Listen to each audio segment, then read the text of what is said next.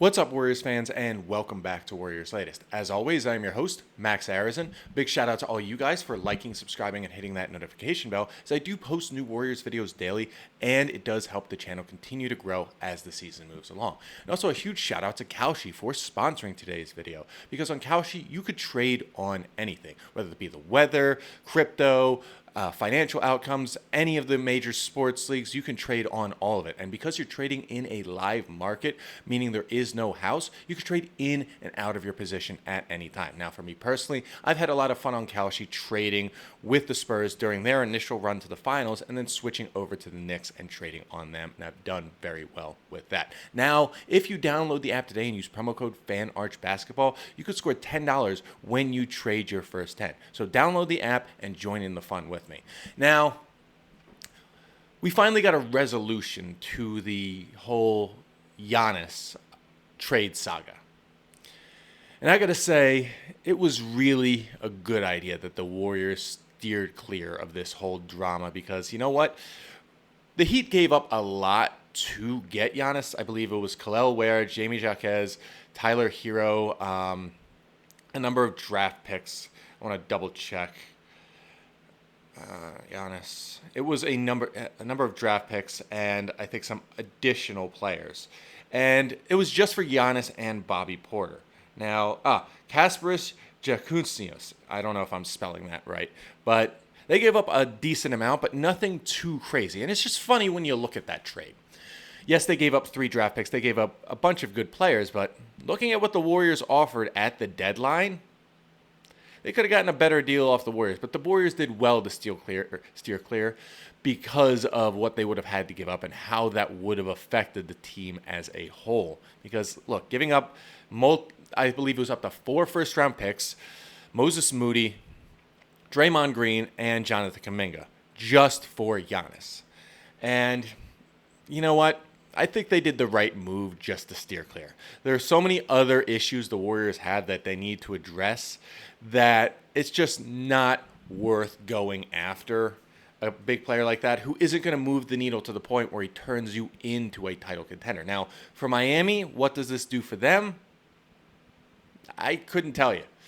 To be honest, they're still not a title contender. They're barely a playoff contender. And with adding Giannis and while subtracting all those players, does that make them a better overall team? I don't really know. I mean, it could go either way for that Heat team. And, you know, they always say Heat culture, but it could really go either way. And I don't know if it's going to go the way the Heat want because, you know what?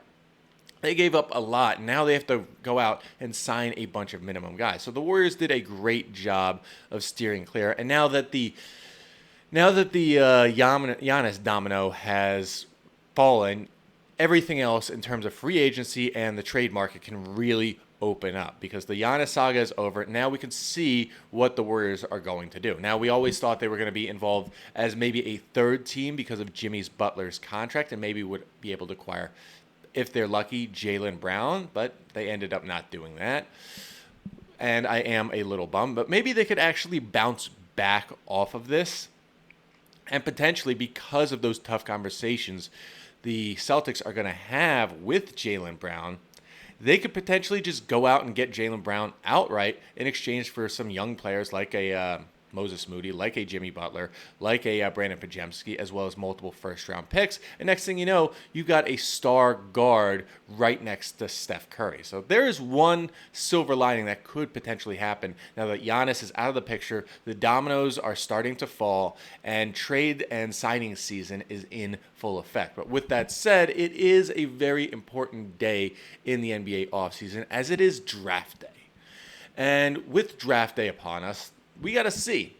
I'm still not 100% sure what the Warriors are going to do with that pick. Now, before, we thought it's going to be Yaxel Lenborg or Ade Mara. But after the Mavericks hired Dusty May away from Michigan, I'm not so certain that either of those players are going to be available at that number 11 pick. And that's because, look, the Mavericks have the number 9 pick right now. And with their new coach, they're going to want to draft a guy who already knows his system and can really make an immediate contribution. And if you've got two champions in Ade Mara and Yaxel Lundberg right there, there's an odd that one of them will get selected ninth. So I'm not 100% sure what's going to happen. Yes, there are younger, talented players, but when you're starting out as a coach, especially that late, you want a guy that can really make that immediate impact. And for the Mavs, where they're at, they're probably going to do a full fire sale, trading Kyrie, trading Daniel Gafford, trading Derek Lively, trading some of their other guys like Klay Thompson to rebuild to fit May's system. So I do see one of them not being available, and I think the Warriors may have to choose the other that is available. I get it, it's 2 picks ahead, but you never know what will happen with this Mavericks team. They could trade Kyrie to get an additional lottery pick.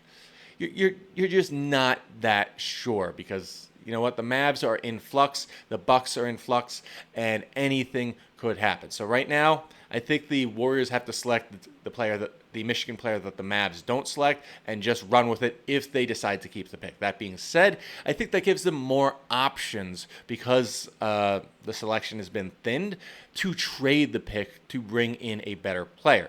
Now you're bringing in a better player that can immediately contribute. All right, you're widening Steph's window. Yes, you're not getting younger, but there is a lot of things to be said for widening Steph's window and giving him more opportunities in the playoffs. Now, again, if I was to trade on if they're going to trade the pick or keep it, I'd trade on Kalshi because, again, you're trading in a live market, which means you can buy in and out of your position at any time because there is no house. You're trading against your peers.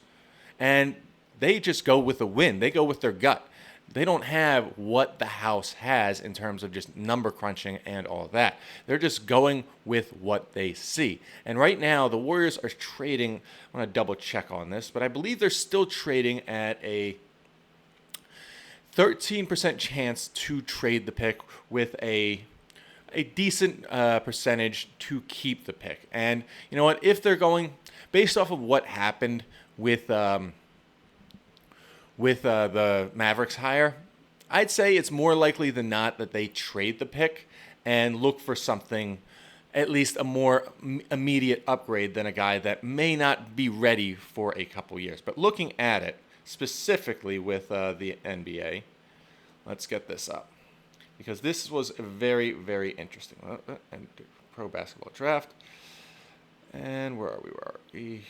10th pick, 8th pick, 15th, 11th overall pick. All right, this is pretty interesting. They have Yaxel Lundberg trading at 25% probability to get drafted by the Warriors, with Ade Mara now sitting pretty at 27%. Meaning if you choose Yaxel and you put a $100 trade in, your payout could be over $380. Now, if you choose Ade, your payout could be over $352 if you trade $100 on there. Now, with those picks, if Yaxel's available, I'm going to have to say the Warriors go after Yaxel and make that pick. Now, again, that's if they keep the pick, and if they keep the pick, they're definitely going with Yaxel, but I do see a bigger chance of them trading the pick. So, again, download the app today and use promo code FANARCHBASKETBALL to score $10 when you trade on your first 10 and join in the fun with me. Now, if they were going to trade the pick,